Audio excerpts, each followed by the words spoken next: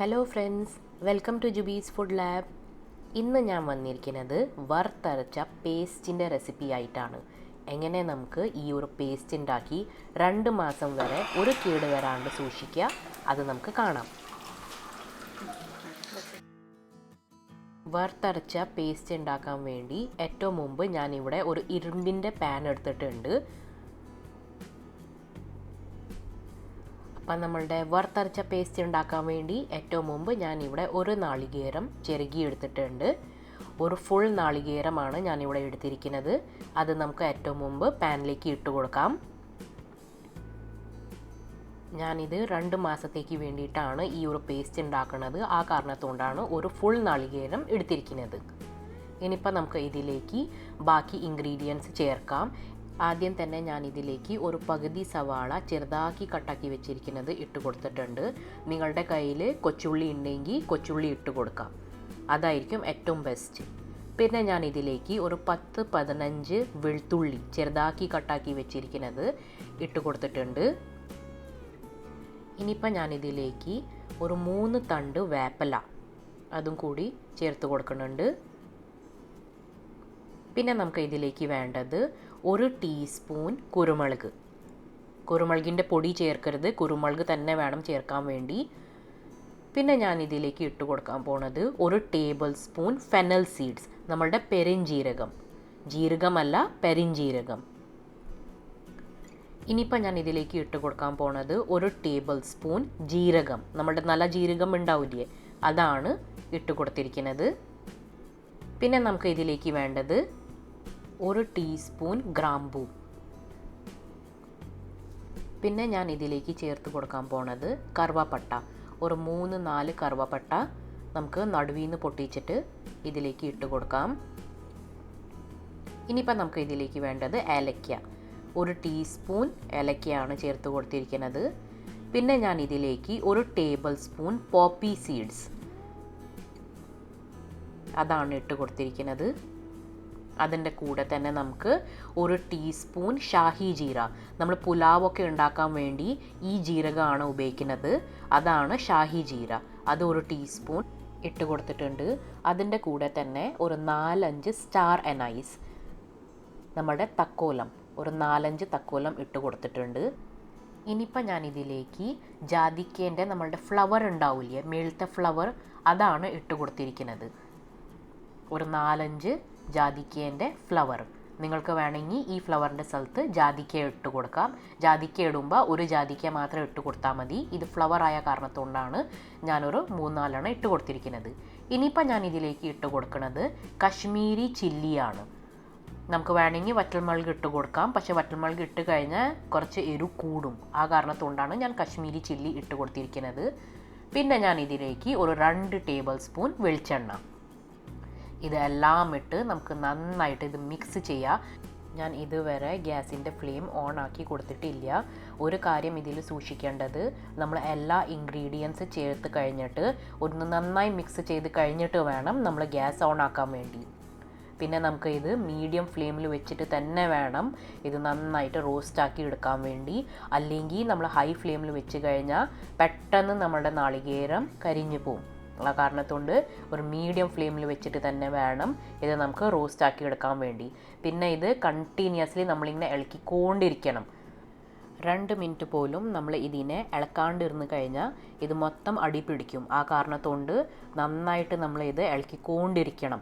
പിന്നെ മീഡിയം ഫ്ലെയിമിൽ വെച്ചിട്ട് തന്നെ വേണം ഇത് നമുക്ക് നന്നായിട്ട് ഇങ്ങനെ റോസ്റ്റ് ചെയ്തെടുക്കാൻ വേണ്ടി. ഇപ്പോൾ ഇവിടെ ഏകദേശം 10 മിനിറ്റ് ആയിട്ടുണ്ട്.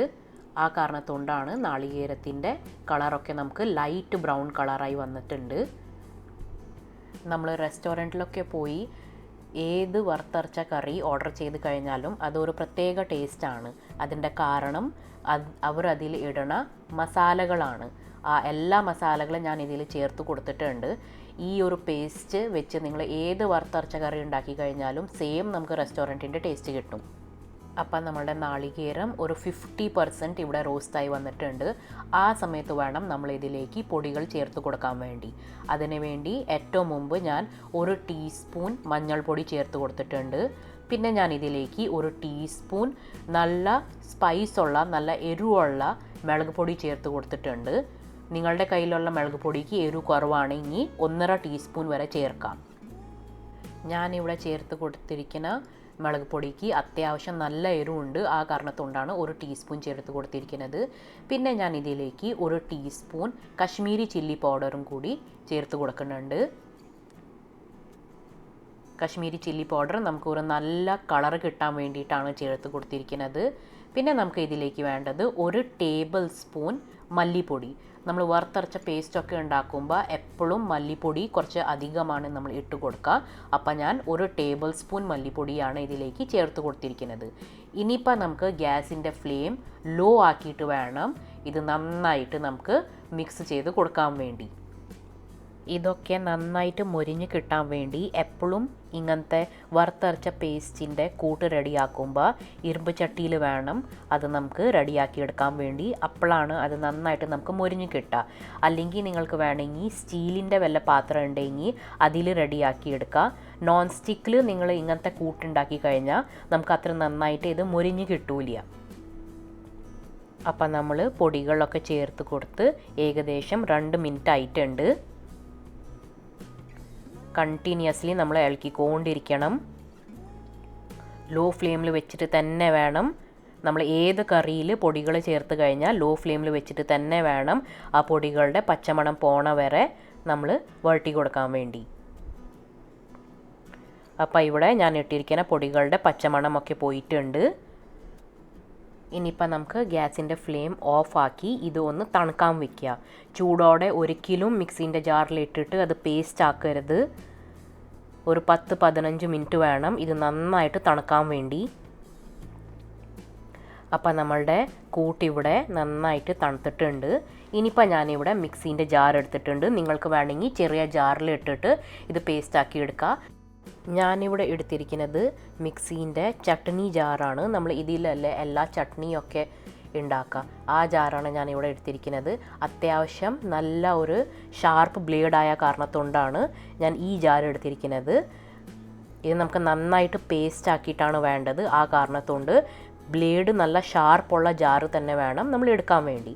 ഇനിയിപ്പോൾ ഞാൻ ഇതിലേക്ക് നമ്മുടെ കൂട്ട് ഇട്ട് കൊടുത്തിട്ടുണ്ട്.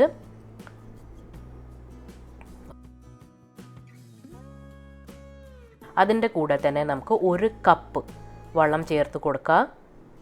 ശ്രദ്ധിക്കേണ്ട കാര്യം വെള്ളം ഒട്ടും കൂടി പോവരുത്. ഒരുവിധം നല്ല തിക്ക് കൺസിസ്റ്റൻസിയിൽ വേണം നമ്മളിത് പേസ്റ്റാക്കി എടുക്കാൻ വേണ്ടി. അപ്പം ഞാനിവിടെ പേസ്റ്റാക്കി എടുത്തിട്ടുണ്ട്. നന്നായിട്ട് മഷി പോലെ വേണം നമ്മളിത് പേസ്റ്റാക്കി എടുക്കാൻ വേണ്ടി. വെള്ളം ഒട്ടും കൂടാണ്ട് പ്രത്യേകിച്ച് ശ്രദ്ധിക്കുക. അല്ലെങ്കിൽ നമ്മൾ പേസ്റ്റ് ആക്കുന്ന സമയത്ത് സ്റ്റാർട്ടിങ്ങിൽ തന്നെ കൂടുതൽ വെള്ളം ഒഴിച്ച് കഴിഞ്ഞാൽ ഇത് നന്നായിട്ട് നമുക്ക് അരിഞ്ഞ് കിട്ടൂല. ആ കാരണത്തുകൊണ്ട് വെള്ളം വളരെ സൂക്ഷിച്ച് വേണം ഇട്ട് കൊടുക്കാൻ വേണ്ടി. അപ്പോൾ ഈ ഒരു കൺസിസ്റ്റൻസിയിലാണ് ഞാനിവിടെ ഈ വറുത്തരച്ച പേസ്റ്റ് റെഡിയാക്കി എടുത്തിരിക്കുന്നത്. ഇനിയിപ്പോൾ രണ്ടാമത്തെ സൂക്ഷിക്കേണ്ട കാര്യം എപ്പോഴും ഗ്ലാസ് ബോട്ടിൽ തന്നെ വേണം ഇത് നമുക്ക് സ്റ്റോർ ചെയ്ത് വെക്കാൻ വേണ്ടി. അതിന് വേണ്ടിയിട്ട് നമ്മൾ എടുക്കുന്ന ഗ്ലാസ് ബോട്ടിൽ നന്നായിട്ട് കഴുകി ഉണക്കി കഴിഞ്ഞിട്ട് വേണം ഇതിൽ നമ്മൾ പേസ്റ്റ് ഇട്ട് കൊടുക്കാൻ വേണ്ടി. വെള്ളത്തിൻ്റെ ഒരു ചെറിയ അംശം പോലും ഉണ്ടായിക്കഴിഞ്ഞാൽ നമ്മളുടെ പേസ്റ്റ് മൊത്തം കേടാവും, വളിച്ചു പോവും, ഫംഗസ് വരും. ഇതിൽ ഒരു വൈറ്റ് ഫംഗസ് മൊത്തം വരും. ആ കാരണത്തുകൊണ്ട് ബോട്ടിൽ കഴുകി പുറത്ത് സൺലൈറ്റിൽ വെച്ചിട്ട് തന്നെ വേണം ഇത് നന്നായിട്ട് ഉണക്കിയെടുക്കാൻ വേണ്ടി. അല്ലെങ്കിൽ ചില സമയത്ത് നമ്മൾ ബോട്ടിൽ കഴുകിയിട്ട് ജസ്റ്റ് ഒന്ന് തുണി വെച്ചിട്ട് തുടച്ച് കഴിഞ്ഞാലും അതിൽ മോയ്സ്ചർ ഉണ്ടാവും. അങ്ങനെ മോയ്സ്ചർ ഉണ്ടായി കഴിഞ്ഞാലും ഇതിൽ പൂപ്പൽ വരും. പിന്നെ നമ്മൾ ഇത്ര പണിയെടുത്തത് ഒക്കെ വേസ്റ്റായി പോവും. ആ കാരണത്തുകൊണ്ട് വളരെ സൂക്ഷിക്കുക, ബോട്ടിലിൽ ഒട്ടും വെള്ളം ഉണ്ടാവരുത്. അപ്പം നമ്മളുടെ 2 മാസത്തേക്ക് വേണ്ടിയിട്ടുള്ള വറുത്തരച്ച പേസ്റ്റ് ഇവിടെ റെഡി ആയിട്ടുണ്ട്. ഇത് നമുക്ക് ഫ്രീസറിൽ സൂക്ഷിച്ച് വെക്കാം. ഫ്രിഡ്ജിൽ വെച്ച് കഴിഞ്ഞാൽ ഒരു 15 ദിവസം വരെ മാത്രം നമുക്ക് ഇത് ഉപയോഗിക്കാൻ പറ്റുള്ളൂ. പക്ഷേ ഫ്രീസറിൽ വെച്ച് കഴിഞ്ഞാൽ 2 മാസം വരെ ഒരു കേട് വരാണ്ട് നമുക്ക് ഇത് സൂക്ഷിച്ച് വെക്കാൻ പറ്റും. ഈ ഒരു വറുത്തരച്ച പേസ്റ്റ് നമ്മളുടെ ഫ്രീസറിൽ ഉണ്ടായിക്കഴിഞ്ഞാൽ നമുക്ക് ഏത് സമയത്ത് വേണമെങ്കിലും ഒരു 30 മിനിറ്റിൽ വറുത്തരച്ച കറി ഉണ്ടാക്കിയെടുക്കാൻ പറ്റും. വറുത്തരച്ച സാമ്പാർ, മുട്ടക്കറി, മീൻ കറി, ചിക്കൻ കറി ഉരുളക്കിഴങ്ങ് കറി, ഗ്രീൻ പീസ് കറി, കടലക്കറി, ഞണ്ട് കറി, ഉള്ളി കറി, ഏത് കറിയാണെങ്കിലും നമുക്ക് ഈ ഒരു വറുത്തരച്ച പേസ്റ്റ് വെച്ചിട്ട് റെഡിയാക്കി എടുക്കാൻ പറ്റും. ഇനിയിപ്പോൾ ഞാനിവിടെ ഇട്ടിരിക്കുന്ന എല്ലാ കട മസാല, ഞാൻ ഇതിൽ ഇട്ടിരിക്കുന്ന എല്ലാ മസാലകൾ നിങ്ങളുടെ കയ്യിൽ ഇല്ലെങ്കിലും ഒരു കുഴപ്പമില്ല. ഉള്ള മസാല വെച്ചിട്ട് നമുക്ക് ഈ ഒരു പേസ്റ്റ് ഉണ്ടാക്കി വെക്കാൻ പറ്റും. പിന്നെ എനിക്ക് ഈ ഒരു വറുത്തരച്ച പേസ്റ്റ് ഉണ്ടാക്കാൻ വേണ്ടി 1 മണിക്കൂർ എടുത്തു. നാളികേരം ചെറുകി പിന്നെ എല്ലാ മസാലകളൊക്കെ ഇട്ട് നന്നായിട്ട് മുരിഞ്ഞ് കിട്ടാൻ വേണ്ടി. പിന്നെ നമുക്ക് ഒരു 10-15 മിനിറ്റ് ഇത് തണുക്കാൻ വെക്കണം പേസ്റ്റ് ആക്കണേക്കാളും മുമ്പ്. പിന്നെ പേസ്റ്റ് ആക്കിയിട്ട് ബോട്ടലിലാക്കാൻ വേണ്ടി ഇൻ ടോട്ടൽ എനിക്ക് 1 മണിക്കൂർ എടുത്തു. അപ്പം നിങ്ങൾ ഫ്രീ ഉള്ള ദിവസങ്ങളിൽ അല്ലെങ്കിൽ വല്ല വീക്കെൻഡിൽ സാറ്റർഡേ സൺഡേ ആ ദിവസങ്ങളിൽ നിങ്ങൾക്ക് സമയം ഉണ്ടാകുമ്പോൾ ഈ ഒരു പേസ്റ്റ് ഉണ്ടാക്കി ഫ്രീസറിൽ വെച്ച് കഴിഞ്ഞാൽ 2 മാസം വരെ ഒരു ടെൻഷൻ ഇല്ലാണ്ട് ഏത് സമയത്ത് വേണമെങ്കിലും ഏത് വറുത്തരച്ച കറി വേണമെങ്കിലും നമുക്ക് 30 മിനിറ്റിൽ ഉണ്ടാക്കിയെടുക്കാൻ പറ്റും. ഇനിയിപ്പോൾ നമുക്ക് ഇത് എങ്ങനെയാണ് യൂസ് ചെയ്യേണ്ടത് അത് ഞാൻ പറഞ്ഞു തരാം. നമ്മൾ ഫ്രീസറിൽ ഈ പേസ്റ്റ് വെക്കുമ്പോൾ ഇത് ഫുൾ കട്ട് ചെയ്യാം. അപ്പോൾ തണുപ്പുള്ള സ്ഥലത്തുള്ള ആൾക്കാരാണെങ്കിൽ അവർക്ക് ഓവർനൈറ്റ് ഇത് എടുത്ത് പുറത്ത് വയ്ക്കണം. നമ്മൾ ഏത് ബോട്ടിലാണ് ഉപയോഗിക്കാൻ പോണത് അത് എടുത്ത് ഓവർനൈറ്റ് നമ്മൾ പുറത്ത് വയ്ക്കുക. മോർണിംഗിൽ ഇത് സെയിം ഇങ്ങനെ പേസ്റ്റായിട്ട് നമുക്ക് കിട്ടും. ഇനിയിപ്പോൾ നാട്ടിലുള്ള ആൾക്കാരാണെങ്കിൽ അവിടെ ചൂട് കുറച്ച് കൂടുതലായ കാരണത്തുകൊണ്ട് കാലത്ത് നമ്മൾ ഈ ഒരു ബോട്ടിൽ എടുത്ത് പുറത്ത് വെച്ച് കഴിഞ്ഞാൽ ഉച്ച വരെ നമുക്ക് ഇത് ഇങ്ങനെ തന്നെ പേസ്റ്റായിട്ട് കിട്ടും.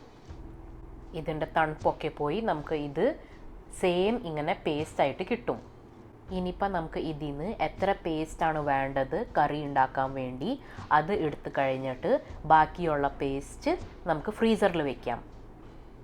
ശ്രദ്ധിക്കേണ്ട ഒരു കാര്യം, നമ്മൾ ഏത് സ്പൂൺ വെച്ചിട്ടാണ് ഈ പേസ്റ്റ് എടുക്കുന്നത് ആ സ്പൂണിൽ ഒട്ടും വെള്ളത്തിൻ്റെ അംശം ഉണ്ടാവരുത്, അല്ലെങ്കിൽ നമ്മളുടെ ബാക്കിയുള്ള പേസ്റ്റിൽ പൂപ്പൽ പിടിക്കും.